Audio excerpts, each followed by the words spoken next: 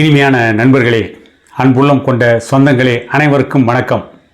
குடியாத்தம் குமரன் அவனுடைய ஃபோட்டோவை வன்னியர்கள் வீடுகளில் அப்படியே ஃப்ரேம் பண்ணி பெருசாக மாட்டுங்க. ஏன்னா அவ்வளோ பெரிய சாதனையாளர். வன்னியர் சமூகத்தில் பிறந்த ஒரு சாபக்கேடு. அவன் ஒரு அயோக்கிய சிகாமணி, குடிகெடுக்கும் குடிலன்.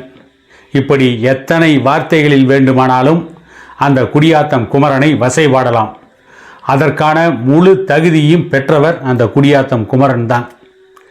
இப்படிப்பட்ட இந்த குடியாத்தம் குமரன் இப்பொழுது என்ன செய்திருக்கிறார் என்று கேட்டால், குடியாத்தம் குமரன் அன்புமணி அவர்களை அவதூறாக பேசினான். தொடர்ந்து மருத்துவர் ஐயா அவர்களையும் அவதூறாக இந்த குடியாத்தம் குமரன் பேசியிருக்கிறான். எந்த ஒரு தலைவர்களும் இந்த நாட்டிலே விமர்சனத்திற்கு அப்பாற்பட்டவர்கள் கிடையாது. அன்புமணி அவர்களையும் விமர்சனம் செய்யலாம். ஜனநாயகம் அந்த உரிமையை கொடுத்திருக்கிறது. பேச்சுரிமை, எழுத்துரிமை அனைவருக்கும் உண்டு. ஆனால் யாரையும் இழிவுபடுத்தக்கூடிய உரிமையை சட்டமும் ஜனநாயகமும் யாருக்கும் தந்துவிடவில்லை. அன்புமணியின் மீது அரசியல் ரீதியான விமர்சனங்களை வைத்தால், குடியாத்தம் குமரன் மீதும் நாம் அரசியல் ரீதியான விமர்சனங்களை வைக்கலாம். அவன் வைக்கின்ற குற்றச்சாட்டுக்கள் ஆதாரமில்லாத குற்றச்சாட்டுக்கள். அவனுடைய வயிற்றுப்பாட்டிற்காக, அவன் பலமாக வாழ வேண்டும் என்பதற்காக, திமுகவில் இருக்கின்ற வன்னிய எதிரிகளை திருப்தி செய்ய வேண்டும் என்பதற்காக திட்டமிட்டு இது போன்ற செய்திகளை தொடர்ந்து பேசிக்கொண்டு இருப்பவன். ஏற்கனவே இவனுக்கு நாம் பலமுறை பதிலடி கொடுத்திருக்கிறோம். அப்பொழுதும் இந்த குடியாத்தம் குமரனுக்கு வெக்கம், மானம், சூடு, சொரணை எதுவுமே கிடையாது.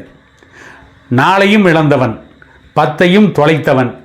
எந்த பங்கப்படுத்தப்பட்டாலும் எந்த பங்கத்தையும் கௌரவமாக ஏற்றுக்கொள்கின்ற ஒரு ஈன பிறவி. இப்படிப்பட்ட பிறவிகளை நீங்கள் தமிழ்நாட்டிலே எங்காவது ஒரு சிலரைத்தான் பார்க்க முடியும். அப்படிப்பட்ட ஒரு சிலரில் இந்த குடியாத்தம் குமரன் தான் முதன்மையானவன். இவனை ஏன் நாம் இந்த அளவிற்கு பேச வேண்டி இருக்கிறது? யாரையும் மரியாதை குறைவாக, அவமரியாதையாக, இழிவாக பேசியதில்லை. அரசியல் நாகரிகத்திற்கு உட்பட்டுத்தான் நாம் யார் மீதும் விமர்சனத்தை வைக்கிறோம். பாட்டாளி மக்கள் கட்சியில் இருந்தாலும் கூட, திருமாவளவன் அவர்களுக்கு எதிராக நாம் விமர்சனத்தை வைத்தாலும் கூட, அதையும் நாகரீகமாகத்தான் அந்த விமர்சனங்களை வைக்கிறோம். ஏற்கனவே தமிழக வாழ்வுரிமை கட்சி தலைவர் வேல்முருகன் அவர்களுக்கு எதிராக நாம் விமர்சனத்தை வைத்திருக்கிறோம். அன்றைக்கும் விமர்சனத்தை நாகரீகமாகத்தான் வைத்தோம். அப்படி எந்த நாகரீகத்தையும் இந்த குடியாத்தம் குமரன் விஷயத்தில் நாம் கடைபிடிக்க முடியவில்லை. ஏனென்று கேட்டால், இவன் எதற்குமே உதவாத ஒரு ஈனப்பிறவி. அவன் என்ன சொல்கிறான்? பாட்டாளி மக்கள் கட்சியில் இருக்கின்ற வன்னியர் சமூகத்தை சார்ந்த பெண்களை விபச்சாரிகள் என்று பேசுகிறான். யாரை? வன்னியர் சமூகத்து பெண்களை. இவனும் வன்னியர் சமூகத்தில் பிறந்தவன்தான்.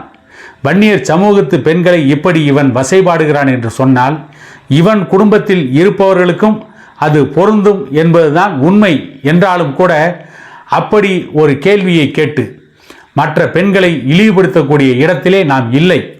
ஏனென்றால் பெண்களை இழிவுபடுத்த வேண்டும், பெண்களை அவதூறாக பேச வேண்டும், பெண்களை மானபங்கப்படுத்த வேண்டும் என்று எந்த இடத்திலும் மருத்துவர் ஐயா அவர்கள் பாட்டாளி மக்கள் கட்சி தொண்டர்களுக்கு போதித்ததில்லை.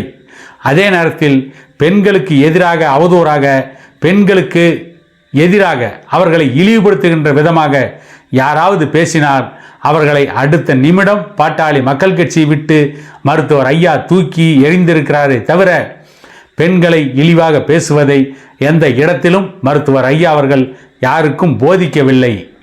அப்படி ஐயா ஒருவேளை போதித்திருந்தால், இந்த குடியாத்தம் குமரனுக்கும் அவருடைய குடும்பத்தில் இருப்பவர்களையும் எந்த அளவிற்கு நாங்கள் சந்தி சிரிக்க வைத்திருப்போம் என்பது அனைவருக்கும் தெரிந்த ஒன்றுதான். ஐயா அவர்கள் நாகரீகத்தோடு விமர்சனங்களை வையுங்கள் என்று போதித்தால்தான் இன்றைக்கும் நாம் நாகரீகத்தோடு குடியாத்தம் குமரனுக்கு பதில் சொல்லி கொண்டிருக்கிறோம். குடியாத்தம் குமரன் இனி அன்புமணி அவர்கள் மீதாக இருந்தாலும் சரி, ஐயா அவர்கள் மீதாக இருந்தாலும் சரி, நாகரீகமாக விமர்சனத்தை வைத்தால் நாங்களும் நாகரீகமாக பதில் சொல்வோம். இதுதான் உனக்கு இறுதி எச்சரிக்கை. இனிமேல் நீ அநாகரீகமாக பேசினால் நாங்களும் தரை மட்டத்திற்கு இறங்கி உன்னை அடிப்போம். எப்படிப்பட்ட ஆபாசமான வார்த்தைகளில் பேசுவதற்கும் இனிமேல் நாங்கள் தயங்க மாட்டோம்.